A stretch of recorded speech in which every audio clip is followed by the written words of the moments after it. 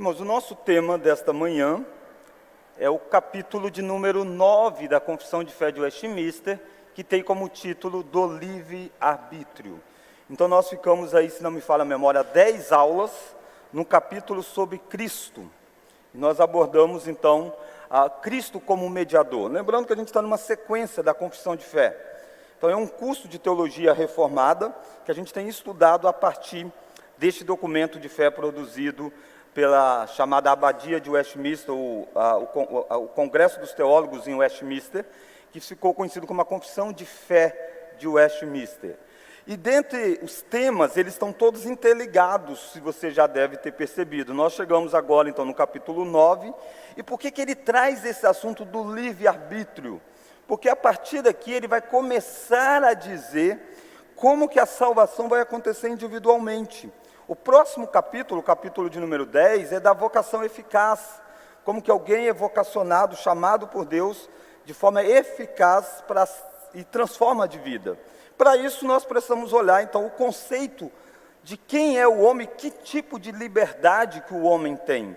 Por isso um capítulo sobre o livre-arbítrio, ou com esse título pelo menos, do livre-arbítrio. Nós estudamos, para aqueles que estão acompanhando o curso, nós estudamos bastante sobre os decretos de Deus, sobre a providência de Deus, tudo isso nas primeiras partes do curso.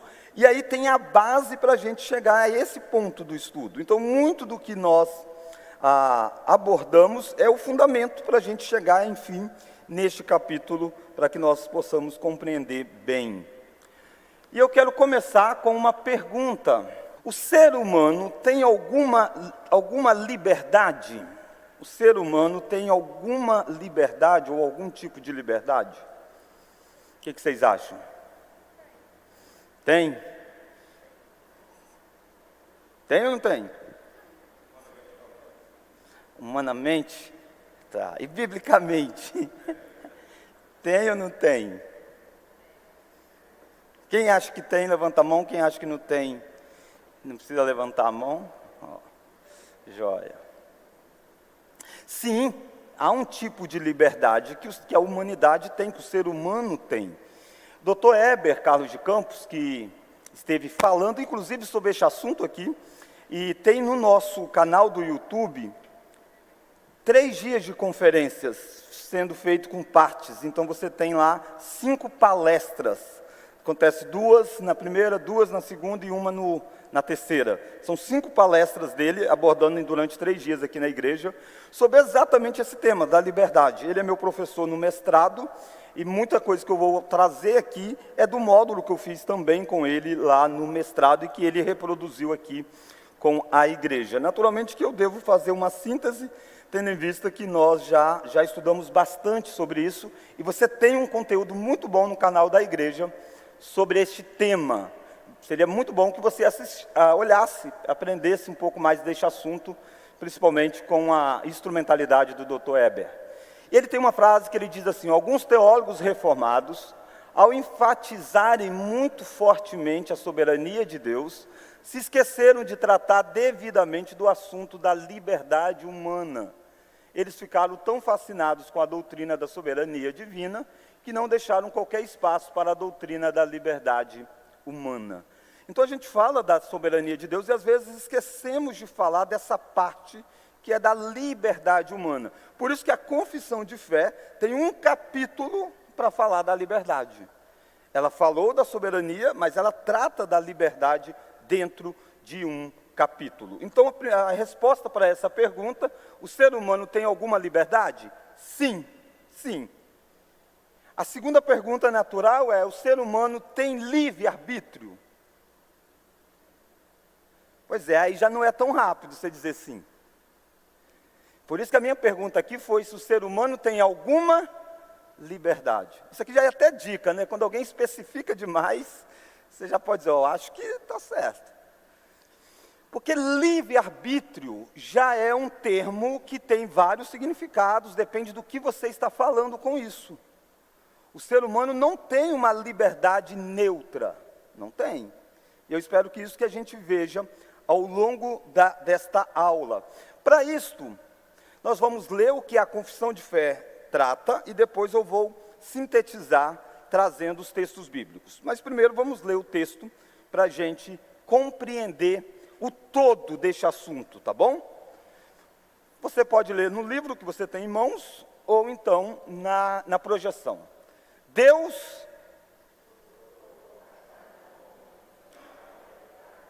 que ela nem é forçada para o bem ou para o mal, nem a isso é determinada por qualquer necessidade absoluta de sua natureza.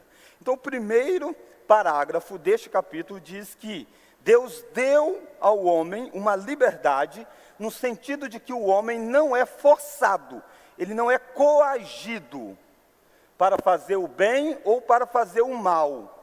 Nem isso é determinado por qualquer necessidade absoluta da natureza dele. Por fato dele ser o que ele é obrigado a fazer tal coisa. Não.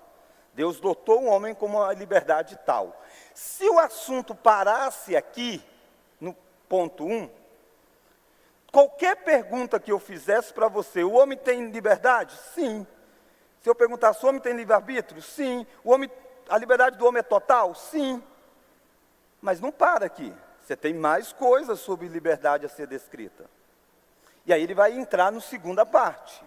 O homem, em seu estado de inocência, tinha a liberdade e o poder de querer e fazer aquilo que é bom e agradável a Deus, mas mudavelmente, de sorte que pudesse cair dessa liberdade e desse poder.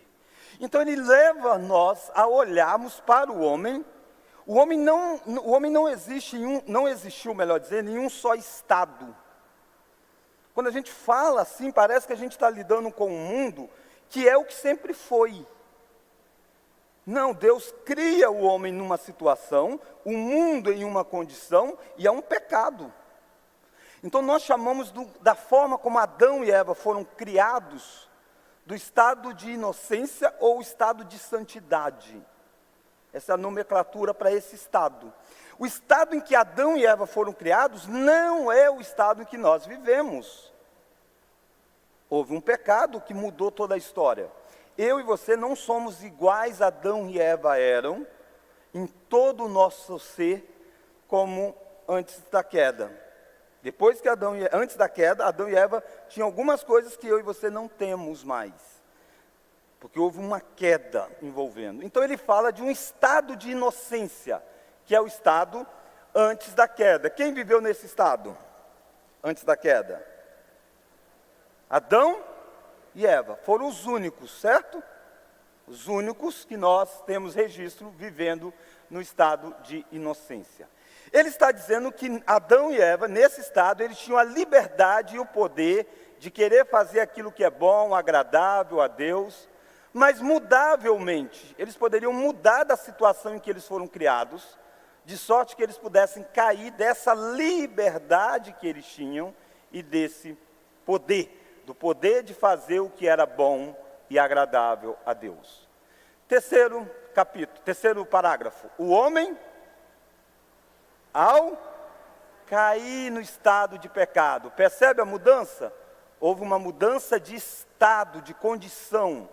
Este é o estado no Jardim do Éden, antes da queda. Este é o estado pós-queda. O homem, ao cair no estado de pecado, perdeu inteiramente todo o poder de vontade quanto a qualquer bem espiritual que acompanhe a salvação. O texto não está dizendo que o homem perdeu toda a liberdade.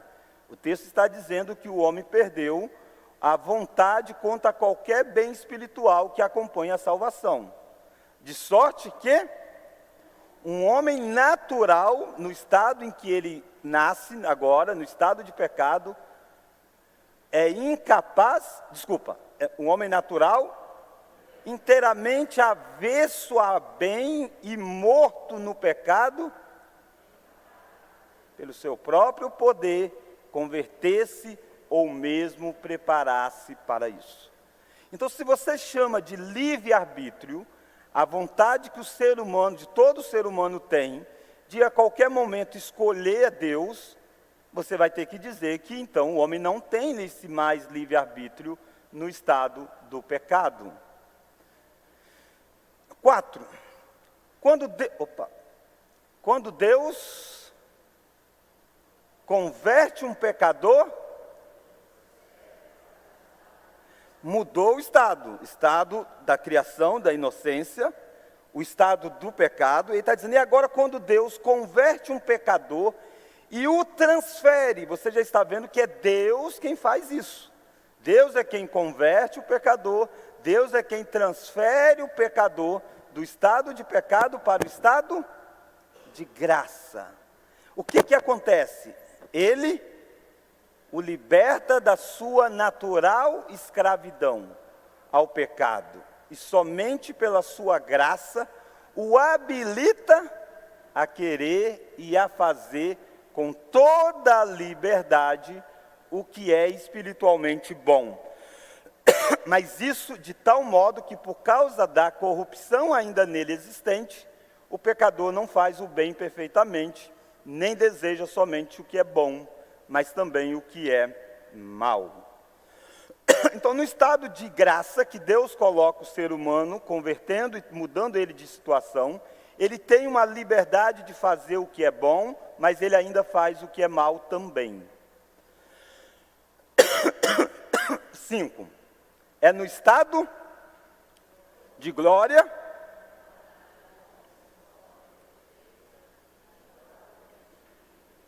somente para o bem. O estado de glória é o estado quando Cristo voltar, quando nós seremos transformados. Então, este estado de glória é somente aí que a vontade do ser humano se torna totalmente perfeita, buscando somente o que é bom, livre para todo o bem e imutavelmente não pode mudar. Então, este é o capítulo. Obrigado, Bebeto. Este é o capítulo que trata deste assunto. Então, a gente sempre tem que pensar dessa forma ampla ao tratar de liberdade. A gente está falando do homem em que condição? Então, se alguém perguntar, liberdade, o homem é livre? Você tem que perguntar, em que condição que você está falando? Para a gente poder delinear melhor.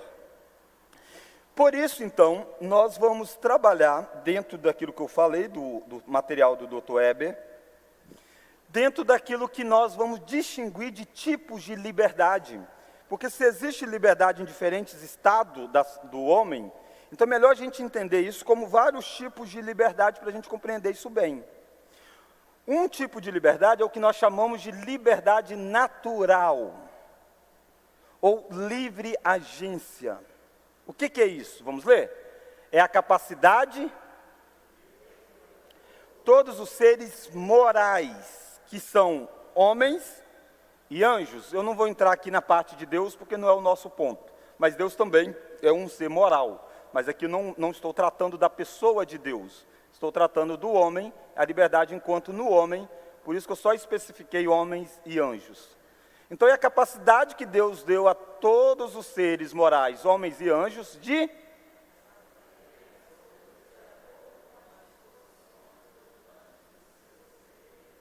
alguns teólogos chamam de livre agência. Esse é o tipo de liberdade que todo ser humano tem. Porque se ele não tiver essa liberdade, ele deixa de ser um ser humano. Que liberdade é essa? Dele fazer as coisas segundo a disposição do coração dele, segundo as inclinações que ele tem lá dentro. Todo ser humano tem esta liberdade. Por isso que ele é, então, caracterizado como um ser responsável pelos seus feitos. Essa liberdade que todo ser humano tem, pelo fato de ser humano, o fato de ser humano exige que ele tenha essa liberdade. Você acha que no estado que Adão foi criado, ele tinha essa liberdade? Sim ou não? Sim, porque não é a condição dele ser humano. Adão era ser humano. Ele tinha essa liberdade. Liberdade de fazer as coisas segundo a inclinação dele. No estado da queda, o ser humano tem essa liberdade de fazer as coisas segundo a inclinação do coração dele? Sim, porque ele não deixa de ser humano. Ele continua livre para fazer. Você veio aqui porque você quis, ninguém foi lá e obrigou você. Você tem uma liberdade. Essa liberdade não significa autonomia. Deus é soberano. Deus é quem trouxe você aqui também. Mas você veio porque também você quis. Isso é chamado de liberdade natural que Deus deu ao ser humano. No estado da graça, que é aquele estado de conversão, o indivíduo tem essa liberdade? Sim ou não? Sim, sim, tem essa liberdade. No estado da glória, ele terá essa liberdade? Sim. Essa é uma liberdade que permeia todo o tempo da existência dele, porque isso faz dele ser um ser humano, um ser moral, um ser moral. Por isso que às vezes as pessoas brigam, dizendo, não tem livre-arbítrio. Quando na verdade a pessoa que está discutindo com você, às vezes ele está falando disso aqui. Ele está dizendo da liberdade que o indivíduo tem de tomar escolhas, de agir livremente. E você não é contra isso. A Bíblia não é contra esse fato. Aliás, a Bíblia chama atenção para este fato, Olha, por exemplo, Jeremias, presbítero Euclides, já está com o microfone, eu sei que tem dúvida. Dúvida não, tem contribuição a fazer. Não, é dúvida mesmo. A respeito dessa livre agência, né? Sim. Ou dessa liberdade natural. Sim. O ser humano, nós como indivíduos, sofremos influência do meio que a gente vive. Sim. Daquilo que a gente estuda, e desde criança. Sim. Então você vai ter criança que você vai ver muito nitidamente a ultrapassagem de alguns limites. Sim.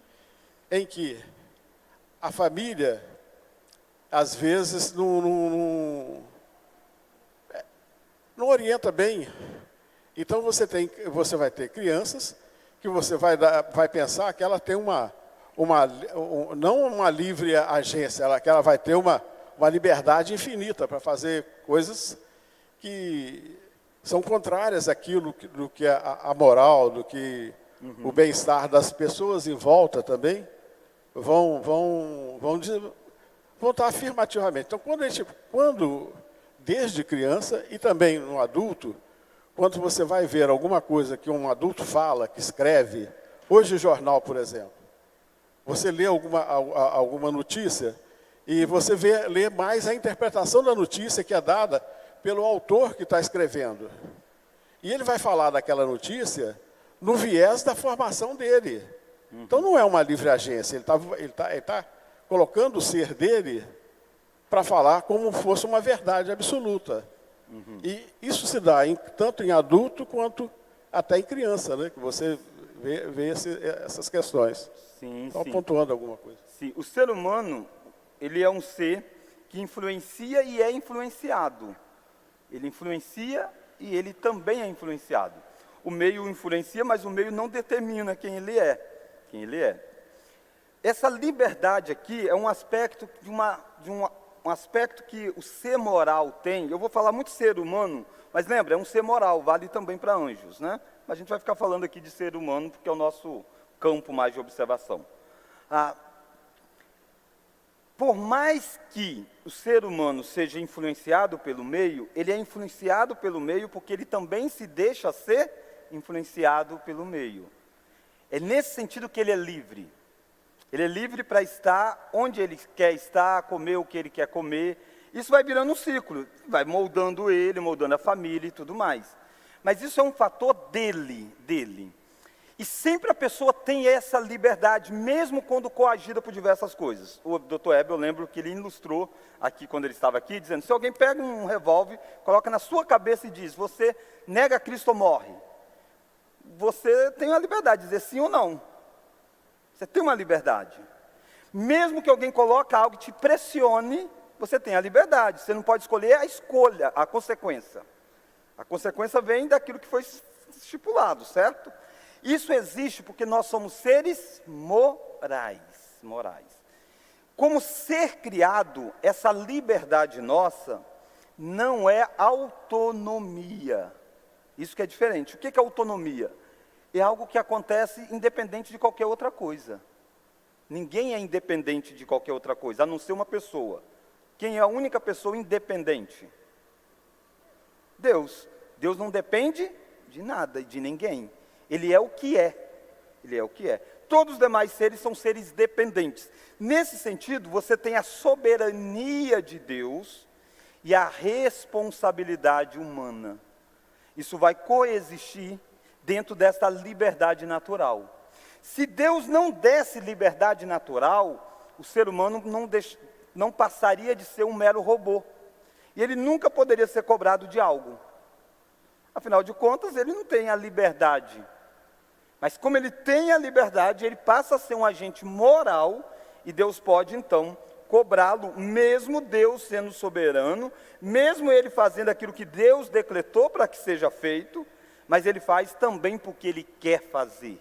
Nós estamos dentro de um tipo de liberdade, que é a liberdade natural. Olha Jeremias 52.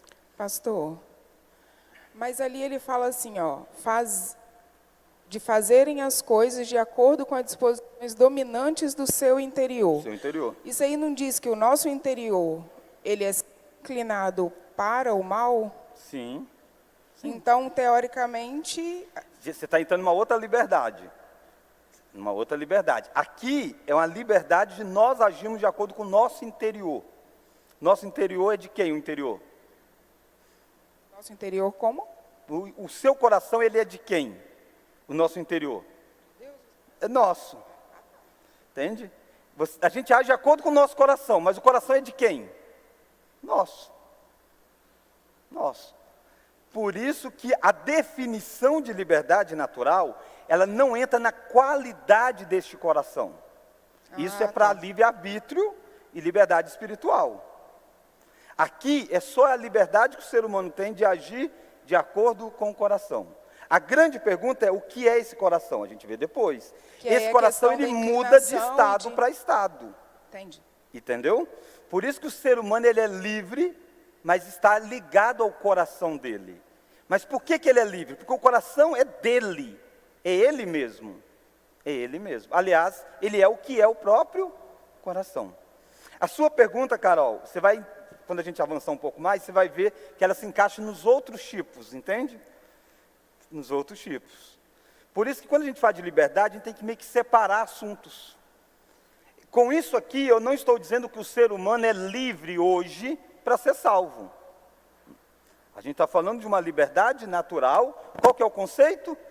Deles fazerem as coisas de acordo com as disposições dominantes do seu interior.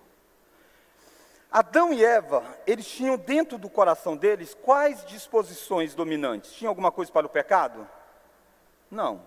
Essa liberdade natural que Adão e Eva tinham de fazer segundo o coração deles, Adão e Eva fariam o que sempre? As coisas que agradam a Deus, porque é isso que é o coração dele. Com a queda, o coração do ser humano passa a ser depravado. Ele faz as coisas porque ele quer fazer segundo as dominações do coração. E o coração dele quer o quê? As coisas que desobedecem a Deus. O descrente desobedece a Deus por quê? Porque ele ama desobedecer a Deus. Ele ama desobedecer a Deus. Olha Jeremias, capítulo de número... Deus não precisa obrigá-lo a desobedecer, percebe? Deus não chega lá e diz, deixa eu obrigar você a desobedecer. Não, Deus não faz isso. Aliás, a Bíblia descreve Deus entregando o ser humano aos seus próprios corações. Cada vez que Deus entrega o ser humano ao seu próprio coração, pior é. Se as pessoas forem entregues a elas mesmas, elas vão fazer coisas terríveis. Você que está aqui, você já é alguém convertido, tá? Você já é alguém convertido, já está num outro estado, está no estado de graça. Mas pensa você, se você fizer tudo o que você quer fazer, o que dá? Você pode fazer tudo o que você quer fazer? Não. Mas você quer fazer. Oi? Isso, mas é você que quer. Percebe o que é essa liberdade? Aí, presbítero Euclides, por isso que vem a educação sobre crianças. Se você entregar ela a ela mesmo, ela é vergonha a si própria. Ninguém pode fazer o que quer fazer. Ele luta contra um desejo interno lá dentro, desde a queda. Olha alguns textos, e aí eu acho que talvez clareia um pouco mais. Lembrando que assunto de liberdade passa pelas 3 liberdades lá da confissão apresentou. Então, você não pode limitar tudo a um aspecto, você tem que entender ele dentro dos vários tipos. Olha Jeremias 52. Vamos pegar alguns exemplos?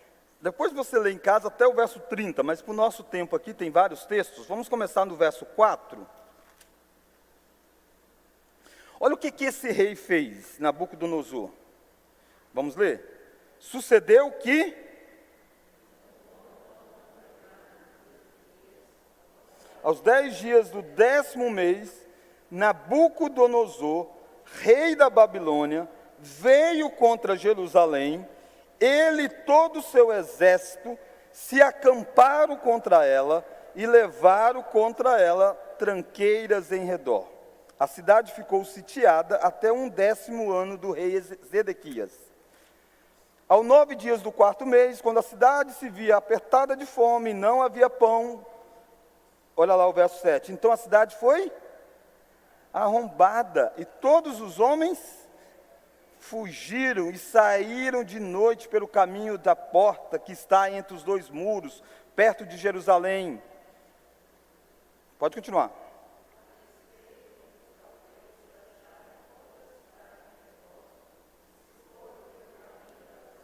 Verso 8, porém o exército dos caldeus perseguiu o rei Zedequias, o alcançou nas campinas de Jericó, e todo o exército dele se dispersou e o abandonou. Então o tomaram preso e o fizeram subir ao rei da Babilônia. E aí vai ter várias descrições. Verso 11, vazou os olhos de Zedequias, e por aí vai toda essa descrição que os caldeus fizeram. Olha o verso 17. Os caldeus cortaram em pedaços as colunas de bronze que estavam na casa do Senhor, como também os suportes, o mar de bronze que estava na casa do Senhor, e levaram todo o bronze para a Babilônia. Irmãos, o que você está vendo aqui é uma destruição de Jerusalém. Quem faz isso? Nabucodonosor comanda isso. Ele é o rei da Babilônia, e ele quer fazer isso, ele usando da sua liberdade natural, segundo a inclinação dominante do coração dele, ele quer invadir, destruir, tomar, enriquecer e apoderar. Essa é a atitude do rei Nabucodonosor. Será que essa liberdade natural está dissociada daquilo que Deus comanda na história? Óbvio que não. Olha Jeremias explicando isso que Nabucodonosor iria fazer. Jeremias 25. Então está falando do mesmo cara, tá? Do mesmo rei. Se você lesse só a primeira coisa, você ia dizer: o rei fez isso e ele é autônomo. Não, ele não é autônomo. Ele é livre, mas não é autônomo. Ele agiu de acordo com a liberdade do coração dele. Olha Deus anunciando a Israel, a Judá, o que ele iria fazer. Deus está anunciando ao povo de Deus, que é aquele povo que seria invadido, destruído. Deus está avisando eles o que Deus iria fazer. Olha o verso 8. Portanto, assim diz o Senhor dos Exércitos, visto que não escutastes as minhas palavras, eis que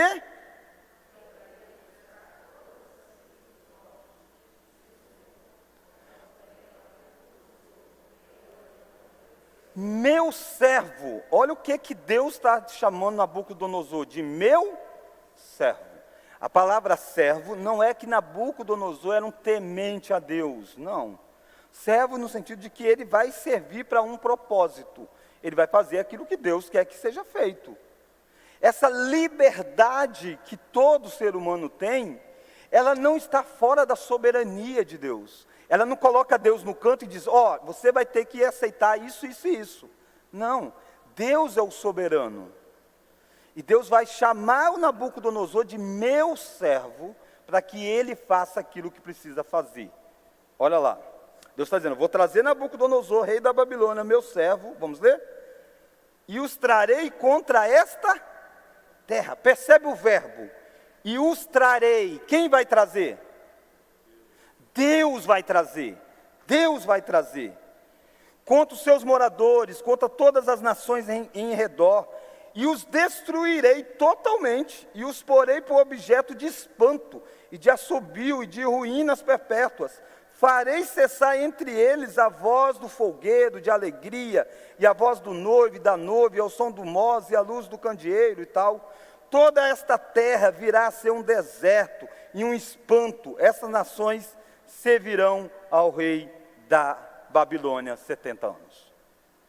Quando você vê essa história acontecendo, o rei da Babilônia resolvendo invadir, destruir Israel, levar cativo para a Babilônia, você tem que ver essa história sob dois ângulos. Sobre aquilo que Nabucodonosor quer fazer e aquilo que Deus quer fazer. Nabucodonosor quer ganhar poder, dominar. É isso que ele pensa, ele como rei não pode ver uma oportunidade de mostrar o seu poder, e Deus quer disciplinar Israel. Deus pega Nabucodonosor, usa Nabucodonosor para destruir a nação de Israel, destruir no sentido de disciplinar, levá-los cativos, né? E diz, durante 70 anos. Mas o rei Nabucodonosor, será que ele tem alguma culpa nisso? Ou o fato de Deus querer fazer isso, isenta o rei Nabucodonosor de culpa? Olha o verso 12. Acontecerá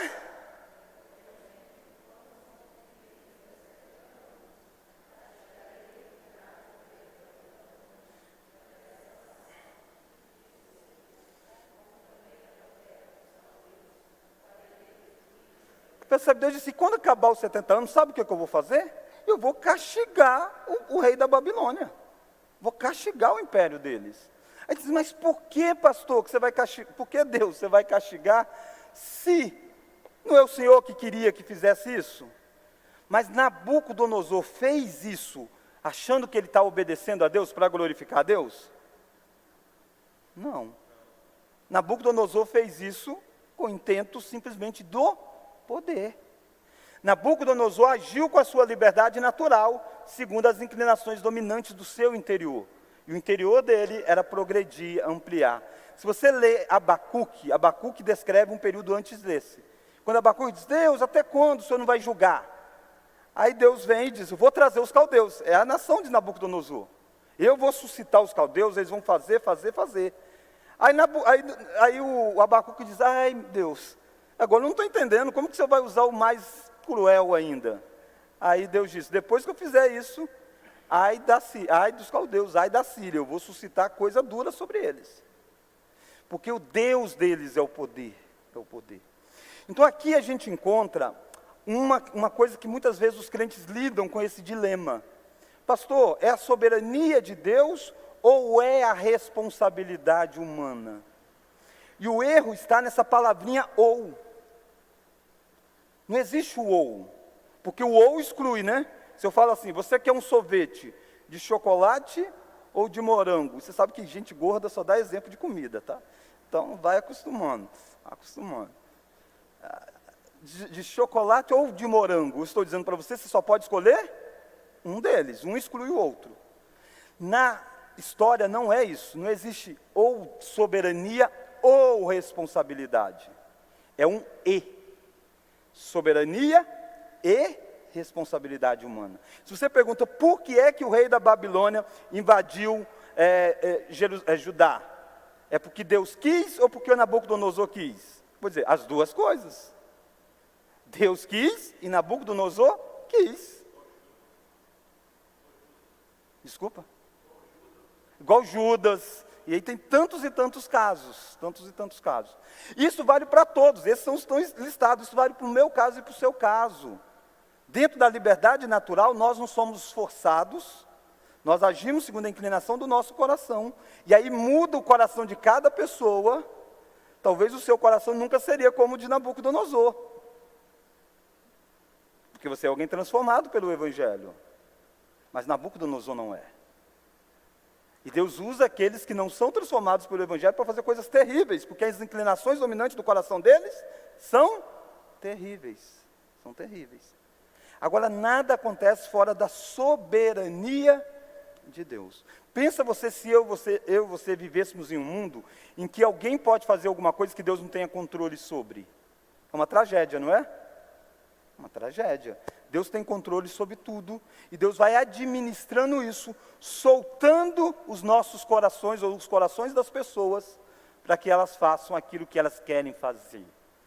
Graças a Deus, e você deveria orar muitas vezes dizendo: Deus, põe freios no meu coração, não entregue a mim mesmo. Leia Romanos 1, você vai ver que a depravação moral, sexual, é Deus entregando os homens a si próprios.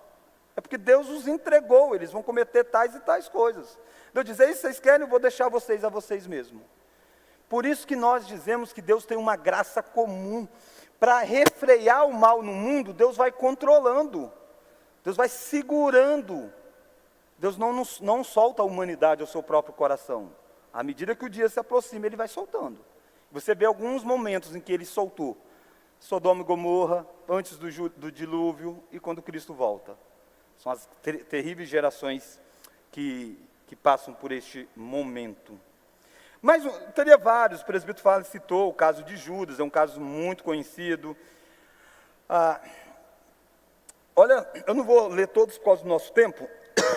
Olha o texto de Isaías, capítulo 10. Vai falar de um outro poderoso, que é agora o rei da Síria, que vai invadir o reino do norte. Se a Babilônia invadiu o reino do sul, a Síria invadiu antes, inclusive, o reino do norte. Olha o capítulo 10, Isaías 10. Olha a parte relacionada com o decreto de Deus, com a soberania de Deus. Olha o verso 10. Desculpa, eu estou lendo errado. Isaías 10, o verso 5. Verso 5. Vara em sua mão do meu furor. Então aqui você está vendo a soberania de Deus. Deus está dizendo que a Síria é o cetro da minha ira. Deus se ira e Deus vai usar a Síria como se fosse o cetro da ira dele. A vara em sua mão é o instrumento do meu furor. Olha o verso 2. Envio-a contra uma nação ímpia. Quem está enviando a Síria? Quem está enviando? Deus. E perceba, muitas vezes a gente tem assim, que a gente quer preservar Deus, dizendo: não, Deus não está por detrás das coisas, não. Deus não tem nada com isso. Deus diz: não, eu que enviei, eu estou enviando a Síria. Eu quero que vocês vejam a Síria como eu enviando ela. Envio-a contra uma nação ímpia e contra o povo da minha indignação. Deus está tão irado que Deus diz: eu vou enviá-los contra um povo que eu estou indignado. E sabe quem vai fazer essa disciplina sobre eles? A Síria. Eu vou usá-la para isso. Olha o verso 6. Envio contra uma nação ímpia, contra um povo da minha indignação, e lhe dou ordens para que dele roube a presa e lhe tome o despojo e a ponha para ser pisado aos pés como a lama das ruas. Se você para aqui, você diz assim: pastor, então tudo o que a Síria fez, ela em última instância vai ganhar até um galardão no céu. Porque Deus enviou e ela foi. Deus ordenou e ela obedeceu. Será que é assim que Deus vai tratar a Síria? Olha o verso de número 7. Ela, porém, assim não pensa, o seu coração não entende assim. Antes, intenta consigo mesma destruir e desarraigar não poucas nações. Deus dá uma informação para mim e para você, de que a Síria não pensa dessa forma. Ela não pensa que ela é um instrumento de Deus. Ao contrário, Deus mostra o que está lá, nas inclinações dominantes do coração da Síria. Ela quer isso, ela ama isso e ela vai fazer por causa disso. O nome disso é concursos, quando duas coisas concorrem para o mesmo alvo: a vontade de Deus e a responsabilidade, o desejo aqui da Assíria. Olha o versículo de número 8. Porque a Síria diz assim, não são os meus príncipes, todos eles reis, não é calmo como Carquemis, não é remate como Apad, eu e você não sabemos muito o que é isso, mas ele está dizendo como as expressões dos lugares da época. A Síria está se gloriando, olha o verso 10, o meu poder atingiu os reinos dos ídolos, ainda que as suas imagens de escultura eram melhores do que a de Jerusalém, do que a de Samaria. Porventura, como diz a Samaria, os seus ídolos não fariam igualmente a Jerusalém, os seus ídolos.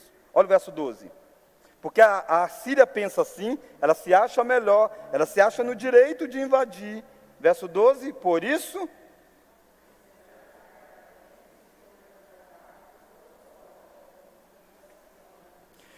Só um minuto, o que é acabado a obra do Senhor em Jerusalém, no Monte Sião?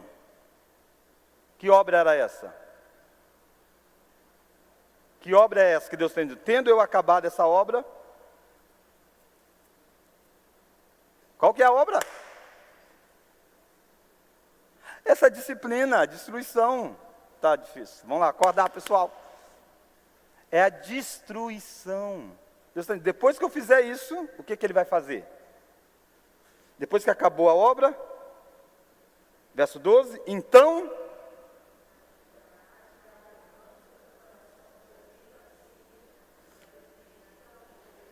eu vou castigar, porque as disposições dominantes do interior dela era mal. Ela agiu com maus interesses, ela não agiu para a minha glória, então eu vou puni-los por causa disso. Deus consegue ser soberano sobre o mal e punir o mal, por causa dessa liberdade natural que Deus deu à humanidade. Olha o versículo 13, porquanto o rei disse, olha como é que o rei da Síria pensava, com o poder da minha mão fiz isto, e com as minhas sabedoria, porque sou inteligente, removi os limites dos povos, e roubei os seus tesouros, e como valente abati os que se assentavam em tronos, meti a mão nas riquezas dos povos, com um ninho, e como se ajunta os ovos abandonados, assim eu ajuntei toda a terra, e não houve quem movesse a asa, ou abrisse a boca, ou piasse. Aí Deus vai dizendo, olha que loucura, o cara pensar isso, se é eu que fiz através deles. Aí Deus vai dizer, olha o verso 15, porventura gloriar-se-á o machado contra o que corta com ele? Ou presumirá a serra contra o que o maneja?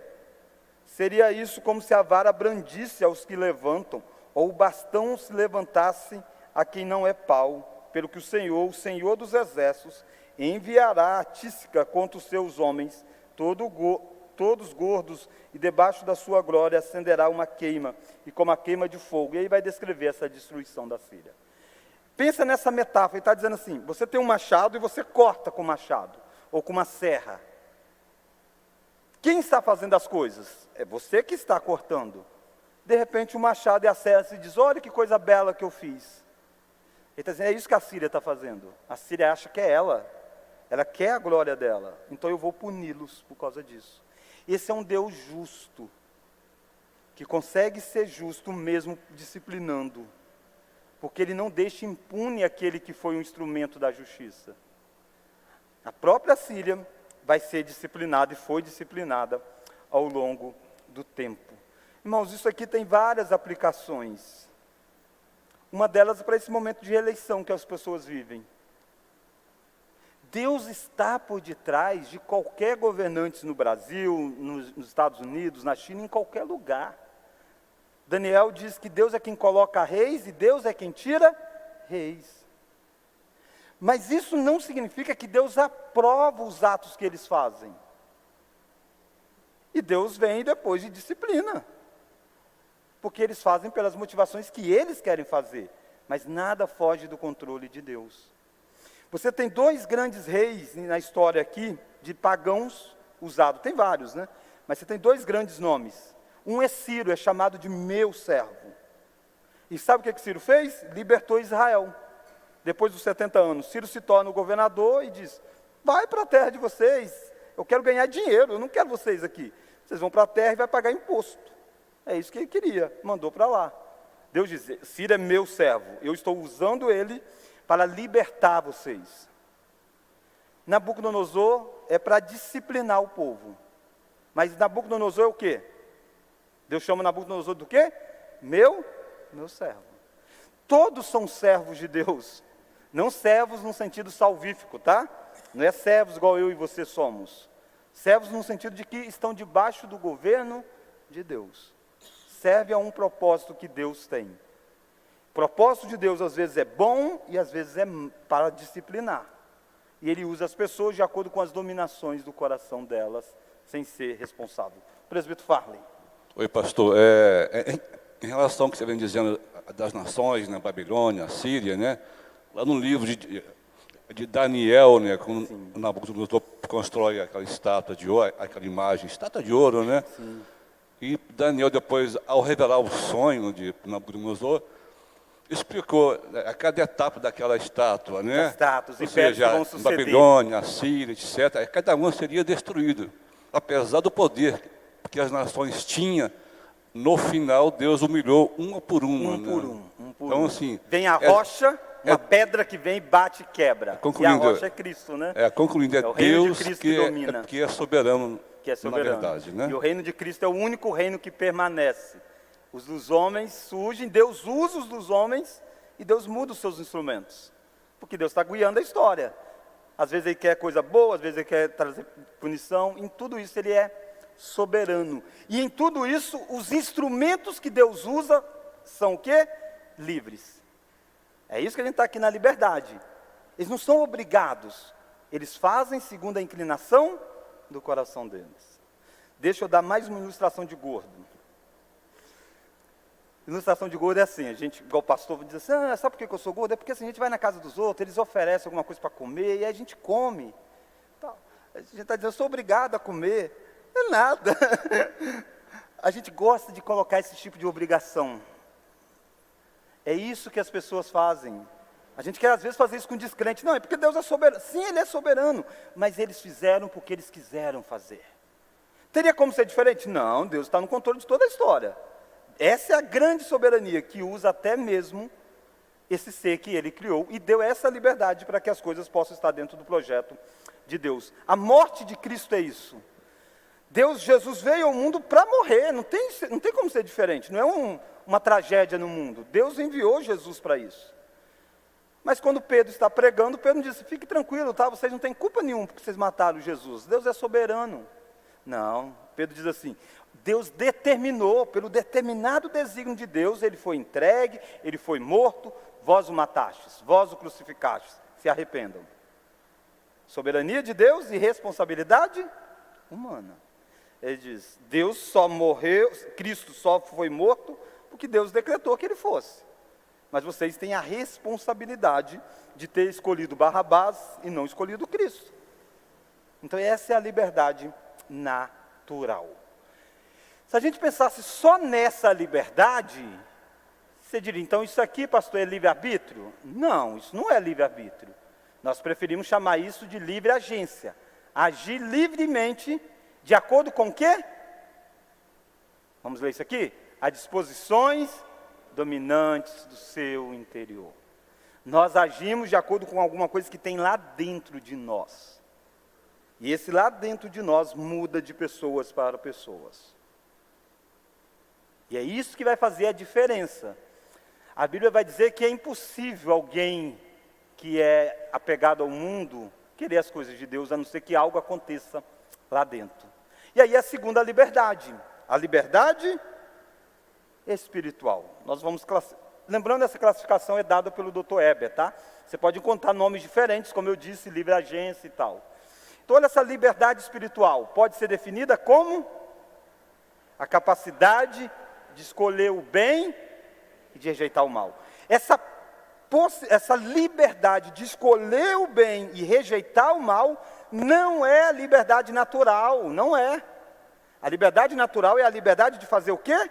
As coisas segundo o coração que está aí, segundo as predominâncias do coração. A liberdade de poder escolher o bem ou o mal é uma liberdade espiritual. A liberdade melhor dizendo, de escolher o bem e rejeitar o mal é a liberdade espiritual. Então ela é a capacidade de escolher o bem e rejeitar o mal.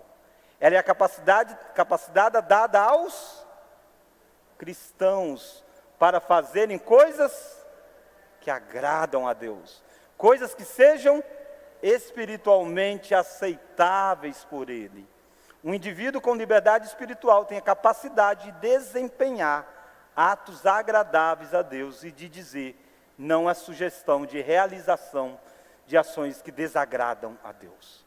Dizer não para as coisas do mundo só para quem tem uma outra liberdade, não só a liberdade natural. Por que não só a liberdade natural? Porque houve a queda. Lembra da queda? Se não tivesse existido a queda, a liberdade natural sempre nos levaria a fazer o bem, porque a inclinação do coração de Adão e Eva era o quê? Boa. Mas com a queda, a Bíblia diz que todo mundo nasceu em pecado. Jeremias diz que desesperadamente é o coração do homem, quem o conhecerá? Então alguém que tem um coração desesperadamente corrupto, vai escolher que coisas? Coisas corruptas. É natural para eles. E é isso que às vezes a gente confunde. Em vez da gente pregar o evangelho, a gente quer pregar santidade para o descrente. Ele diz, isso é loucura ter essa vida aí, você está doido, isso não tem prazer nenhum. Viver assim? Isso não é graça não. Por quê? Porque ele é depravado, ele só quer as coisas más. Fala aí para um descrente que você vai no domingo de manhã e à noite na igreja e diz, rapaz, para que 2 vezes? Porque na mente dele é o quê? E a igreja é uma obrigação que a gente faz. Mal, uma vez na semana ou uma vez no mês. Eles não entendem que há uma disposição do coração diferente. Essa liberdade de rejeitar o mal, escolher o bem, só acontece para aqueles que Deus liberta. Olha lá em João capítulo 8. Carol, percebe? A gente começa a dar o segundo passo dentro dessa liberdade. João capítulo 8. Aí, Carol, voltando de novo um pouco na sua pergunta, o crente, o convertido, ele não tem mais só coisa ruim dentro do coração. Ele tem uma nova natureza. Por isso ele tem essa liberdade de poder rejeitar. Ainda tem as coisas velhas do coração também. Por isso que o cristão faz as duas coisas. Ele faz o bem e ele faz o mal. Olha lá, João capítulo 8. Irmãos, esse assunto é meio assim, pesado, né? Se você tiver dúvida, pode perguntar, tá bom? Eu estou passando aqui muitos textos por causa do tempo, tudo mais. Mas só você fazer pergunta, a gente vai neles. João 8, verso 33. Respondeu-lhe. Não, eu vou ler primeiro 32, ó. Jesus dizendo, e conhecereis a verdade, e a verdade vos libertará. Jesus está dizendo isso para os judeus. Aí os judeus pensam num tipo de escravidão que não faz muito sentido. Olha lá o verso 33. Respondeu-lhe, somos descendência de Abraão, jamais fomos escravos de alguém, como diz tu, sereis livres. Replicou-lhe Jesus, em verdade vos digo, é escravo do pecado. Por isso que quem está na carne, quem está no mundo, ele não tem uma liberdade. Ele não tem a liberdade espiritual. Ele é o quê? Escravo do pecado. E você já conversou com gente assim? Ele diz, não, eu vou sair. E não sai, ele está escravizado naquela vida. O pecado escraviza. Quando Adão e Eva comeram do fruto proibido, toda a humanidade nasce espiritualmente morta. Nasce escrava do pecado. E aí Jesus está dizendo isso para eles. Todo aquele que comete pecado é escravo do pecado. O escravo não fica sempre na casa, o Senhor sim, o filho sim, para sempre. Olha o versículo 36. Se pois verdadeiramente sereis livres. Como que alguém é liberto e passa a ter essa liberdade espiritual? Se o Filho vos libertar. Se o Filho não vos libertar, você continua escravo do pecado. Agora, se o Filho vos libertar, verdadeiramente você é livre. Eu e você somos livres, espiritualmente. Nós podemos rejeitar as coisas más. E às vezes o crente diz, pastor, eu não consigo dizer não. Consegue, se você crê em Cristo, você consegue dizer não. A Bíblia diz para nós dos meios, é fortalecendo a fé, orando, lendo a palavra, buscando a Deus. Você tem o Espírito dentro de você. O mesmo Espírito que ressuscitou Cristo, o mesmo poder, habita dentro de nós. Nós somos verdadeiramente livres. Que liberdade é essa de escolher as coisas que agradam a Deus? Liberdade espiritual. Deixa eu só, enquanto chegar no presbítero Samuel, deixa eu só ler mais um versículo, porque a gente viu, né, quem vai libertar é a pessoa do Filho, mas olha o versículo 32. E conhecereis, e a verdade vos libertará. E o método é conhecendo a verdade. Jesus é o caminho, a verdade e a vida. Presbítero Samuel. Não, só que eu me despertou aqui a mente aqui é o seguinte, que nos faz a definir a maneira de como nós definimos o pecado uma vez consumado, né? E no ponto de vista espiritual. Sim. Ou seja, de como que Deus nos vê, né? A forma como nós definimos o olhar de Deus em nossas falhas e o nosso ponto de vista com respeito ao pecado já cometido. Às vezes a gente tem que, eu penso assim, eu não sei se eu estou mais ou menos dentro do assunto aí, mas eu penso assim, às vezes a gente olha muito o pecado já consumado. Você viu? O pecado que a pessoa praticou ali, o pecado já feito. Num ponto de vista espiritual, essa pessoa que já foi liberto por Deus ali, que a graça de Deus o libertou ele passa a enxergar antes da consumação do pecado. Eu achei interessante essa colocação aí, é o seguinte, que só essa pessoa ali que passa a enxergar. Só quem tem a liberdade espiritual. Às vezes as pessoas olham muito o pecado já feito, já prontinho já. O indivíduo que é liberto, ele passa a enxergar antes. Sim. Por exemplo, assim, o Salmo 139 mesmo explica que Deus nos vê do avesso, né? Antes que a palavra chegue à nossa língua, ele já sabe tudo. Sim, esse é o ponto de vista de Deus. Sim, e o nosso, muitas das vezes, às vezes a gente olha já o pecado já consumado, que é aquele pecado julgado, né? Eu não sei se eu estou certo na minha colocação aqui, que a gente muitos entram até em julgamentos, né? Vamos julgar esse pecado aqui, que isso foi o erro. Mas no final de contas, Deus já olha antes, né? Que já veio no pensamento, o cara já esquematizou tudinho como que ele vai praticar aquele pecado ali, né? Já pecou, né? Já pecou. Já está pecando. No ponto de vista de Deus, já pecou. Não precisou nem praticar ele. Né? Quando ele pratica, ainda intensifica. São vários pecados que vão juntando um ao outro, né? Então eu achei interessante aí. E nós, graças a Deus por isso, Deus nos deu essa condição para trabalhar em nós mesmos, no nosso coração. Porque até mesmo aquele pensamento que você planejou ali, você trabalhar ele, fala, não, tem misericórdia. Nós temos uma nova natureza. Isso aí. Aí, dona Vanaí, aquele texto de Ezequiel que a gente estava conversando hoje cedo.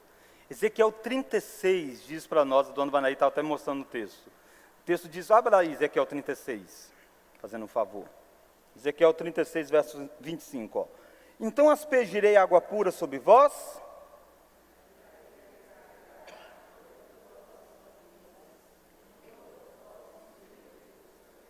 Olha o versículo 26. Dai-vos-ei.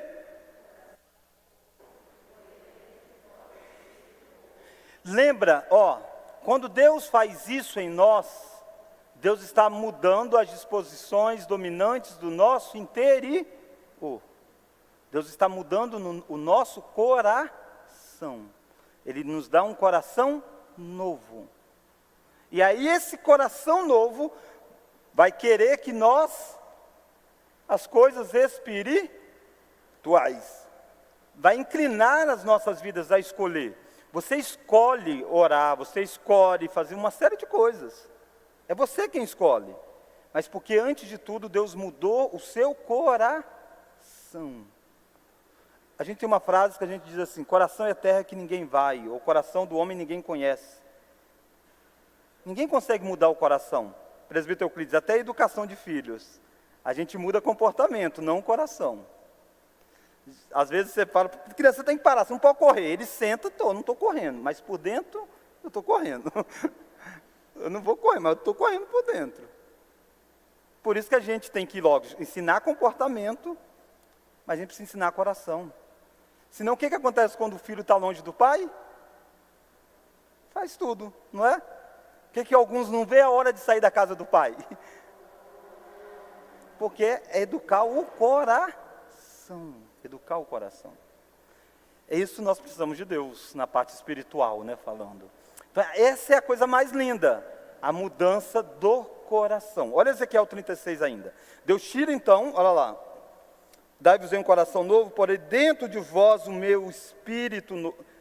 Desculpa, dai-vos um coração novo, e porém dentro de vós espírito novo. Tirarei de vós o coração de pedra, e vos darei um coração de carne. Porém dentro de vós o meu espírito, e farei que andeis nos meus estatutos, guardeis os meus juízos, os observeis. Deus está dizendo, eu vou fazer que você me obedeça. Mas como que Deus vai fazer isso? Ele vai obrigar, amarrar, fazer uma coisa? Não, ele só vai fazer uma coisa, ele vai mudar o nosso coração. A nossa fonte de desejo. Nós vamos passar a desejar coisas novas. Não é à toa que a Bíblia diz, se alguém está em Cristo, é nova criatura. As coisas antigas passaram. Então isso é conversão. É lindo isso na vida. Você conversa com pessoas e pessoas dizem assim, pastor, eu fazia isso, eu gostava disso. De repente mudei, não gosto mais disso, mudou tudo. Isso é conversão. Isso é conversão. A conversão nos dá a capacidade de fazer as coisas que agradam a Deus, rejeitar as coisas do mal. Mas a conversão, o estado de graça, esse estado de conversão, não tira de nós a nossa velha natureza totalmente. Isso vai acontecer quando? Quando o velho homem morrer definitivamente. Quando Cristo voltar. O que é o processo da santificação?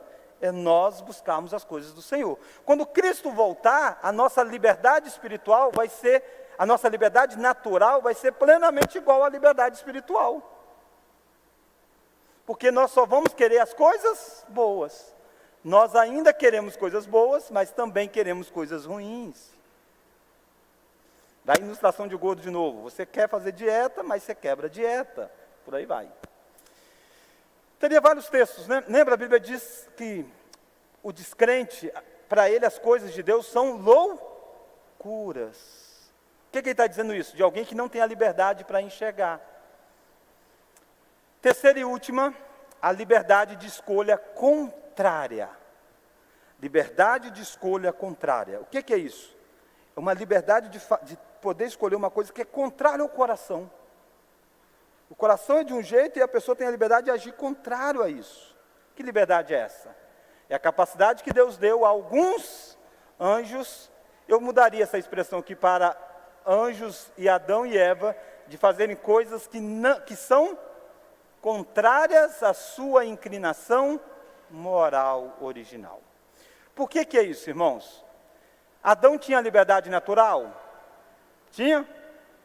Tinha? Tinha. E eu e você temos, o descrente tem, todo mundo tem. Liberdade espiritual, Adão tinha? Tinha, e fazia as coisas que agradavam a Deus, só que era igual à liberdade natural, tudo que ele queria era igual. Nós hoje temos a liberdade espiritual, nós os que cremos em Cristo? Sim. O descrente tem a liberdade espiritual? Não, por isso que ele não quer as coisas de Deus. Mas Deus pode dar isso, Deus pode chegar um dia e libertá-los. Quando Deus liberta alguém, ele muda de coração. A liberdade de escolha contrária à vontade. Será que eu e você temos a liberdade de fazer algo que é contrário ao nosso coração? Sim ou não? Eu e você? Não. Nós temos duas naturezas, dois corações, de certa forma. O velho homem e o novo homem. Quando eu quero fazer o que é mal, eu estou agindo de acordo com o meu coração, o que é mal. Quando eu quero fazer o que é bom, eu estou agindo de acordo com o meu coração, que Deus transformou. Eu nunca tenho a liberdade de agir contrário à minha natureza. Mas alguém teve essa liberdade. Os anjos que caíram e Adão e Eva, que é o nosso foco. Porque se Adão e Eva não tivessem essa liberdade, Adão e Eva teriam um pecado? Teriam?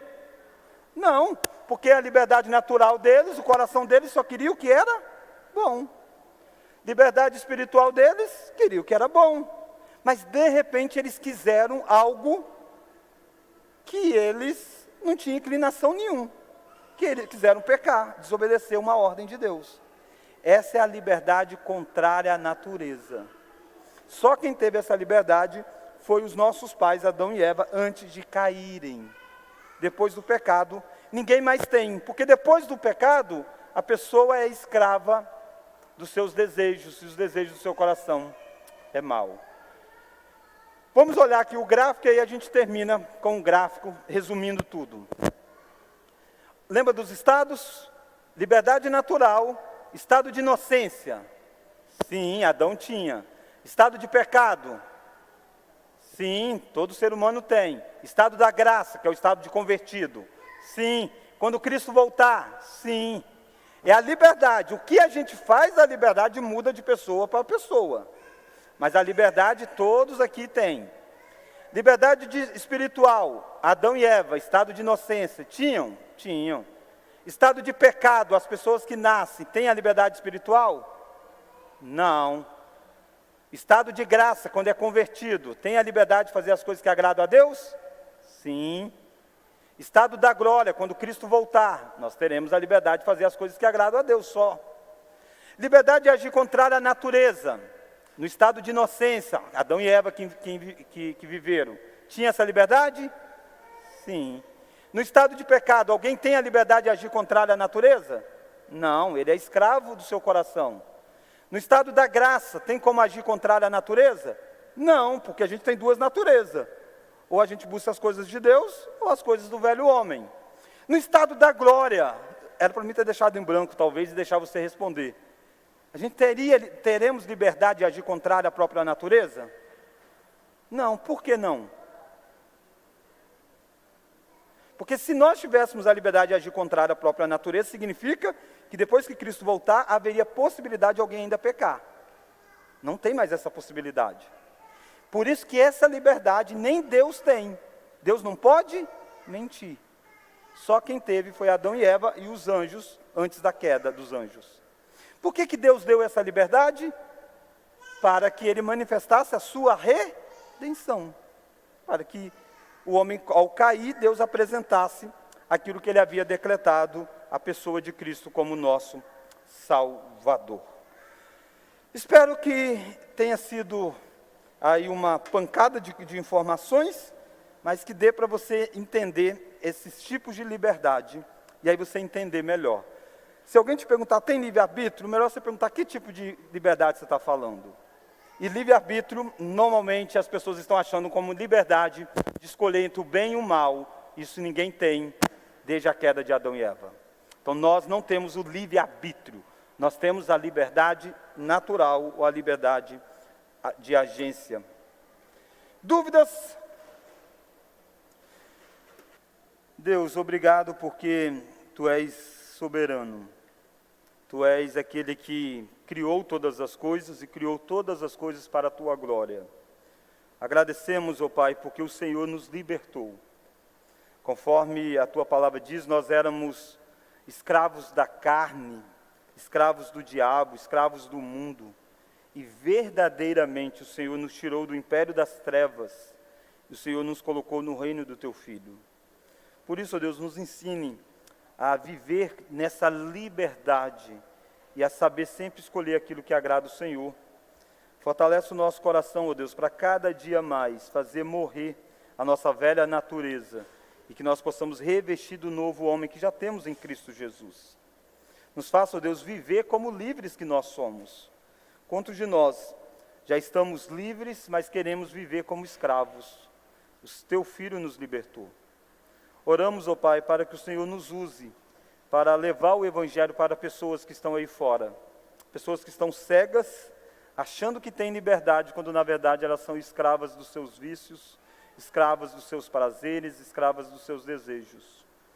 Que a verdade possa chegar a eles e a verdade possa verdadeiramente libertar. Agradecemos, ó Pai, porque o Senhor, na sua soberania, está por detrás de todos os atos que acontecem na história. Mas o Senhor não deixa passar impune a maldade do homem. E até mesmo os atos maus dos homens maus que o Senhor decretou, o Senhor há de puni-los. Por isso, ó Deus, desperte aqueles que estão investidos de autoridade neste mundo, para que possa exercer a autoridade, cientes de que a autoridade não vem deles, mas foi dada a eles, e que um dia eles prestarão contas. Aproveitamos, ó Pai, para orar pelo nosso país, que no próximo domingo passará por uma eleição, que todos aqueles, ó Pai, que forem eleitos, possam ser, de fato, pessoas que estejam compromissadas em defender o bem comum da sociedade. Que nós, enquanto igreja, possamos ter a ciência de que todos aqueles que vão governar são servos do Senhor para um propósito da história. Por isso, nos ensine a honrar e nos ensine também a resistir todas as vezes que as autoridades civis exigirem da igreja qualquer coisa que vá além daquilo que o Senhor tem dado a nós. Que nós sejamos fiéis ao único Rei, que é Cristo Jesus, a quem nós servimos, adoramos e devotamos. E que nós possamos honrar, respeitar, mas ser uma voz profética na sociedade que o Senhor nos coloca. Oramos em nome de Jesus. Amém.